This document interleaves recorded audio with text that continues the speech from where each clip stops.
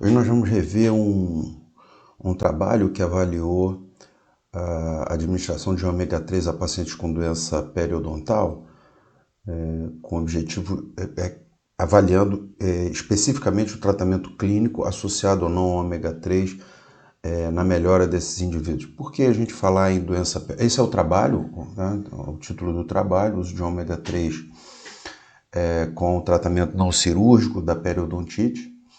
Foi publicado em 2020. A importância da periodontite é o risco cardiovascular que ela determina, né? A gente sabe que a doença periodontal, epidemiologicamente, ela está associada com risco de doença, aumentar de doença cardiovascular, risco de infarto, risco de AVC. Eu comento isso na aula de cardiologia, uma das avaliações que a gente tem que fazer no paciente em que estamos avaliando o risco cardiovascular é olhar os dentes.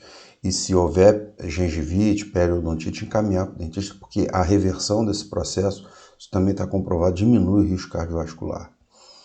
Então essa é a importância da gente falar nesse assunto, né? Não somos odontólogos, essa é a evolução da doença periodontal, inicia com uma gengivite, evolui para uma periodontite e depois uma periodontite mais avançada, você tem uma perda maior da gengiva e culmina com a perda de dente, né? Clinicamente é isso que você tem aqui, a gengiva normal aqui, a gengiva inflamada com placa bacteriana, que é uma gengivite, e a periodontite, que você tem uma retração da gengiva, o indivíduo acaba evoluindo com a perda dos dentes. Então, até chegar a esse processo, você tem uma evolução crônica de um processo inflamatório ali. Essa doença pode atingir 50% e a forma mais severa, 11% da população mundial. Então, é muita gente. É uma avaliação importante clínica que deve ser feita.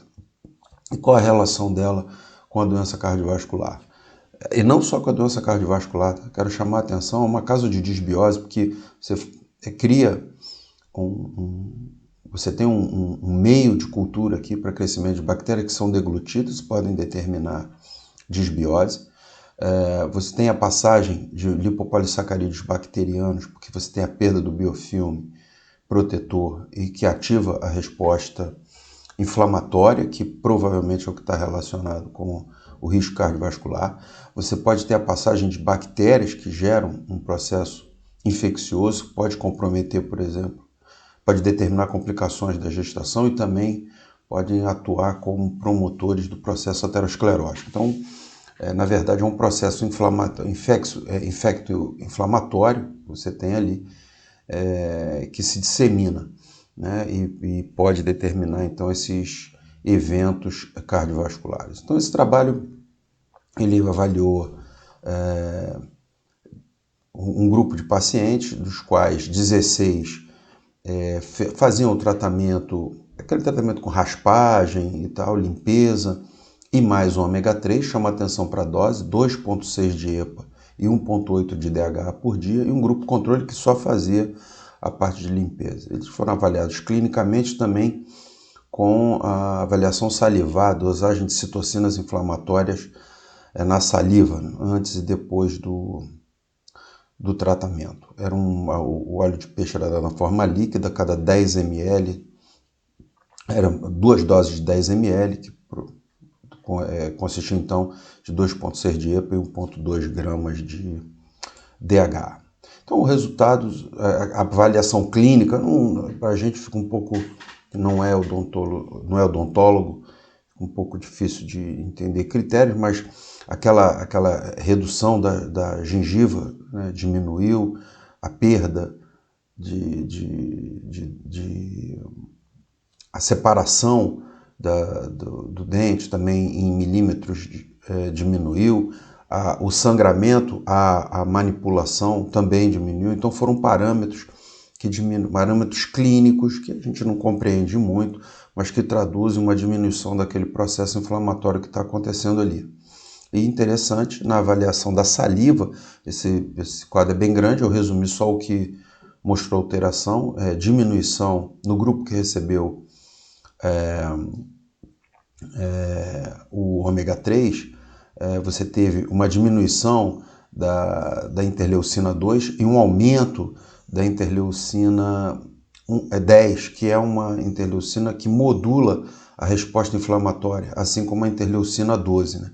Então, uma resposta interessante em termos de resposta inflamatória, e queria chamar a atenção para o aumento do fator de crescimento do fibroblasto, que provavelmente está traduzindo aqui um drive maior de reparo tecidual, tá ok? Esse trabalho ele teve um aspecto interessante, por isso que eu resolvi trazer para essa revisão, porque trabalhos anteriores não mostravam essa resposta clínica com o uso do ômega 3 e parece que a questão é a dose. Esse trabalho, por exemplo, de 2014 tinha um desenho mais ou menos parecido com esse que a gente estudou agora. Quando você olha a dose nesse trabalho aqui, que não mostrou efeito, a dose de DHA e EPA foram essas 360 e 540 miligramas por dia, né? Bem mais baixo do que a dose que foi utilizada nesse trabalho de 2020. Então, essa revisão desse trabalho serve para a gente enfatizar a questão de procurar a gengivite quando você está avaliando o risco cardiovascular, encaminhar o paciente para tratamento específico, especializado, e da eficácia de você usar altas doses de ômega 3 com o intuito de diminuir esse processo inflamatório que leva ao aumento do risco cardiovascular. Um grande abraço.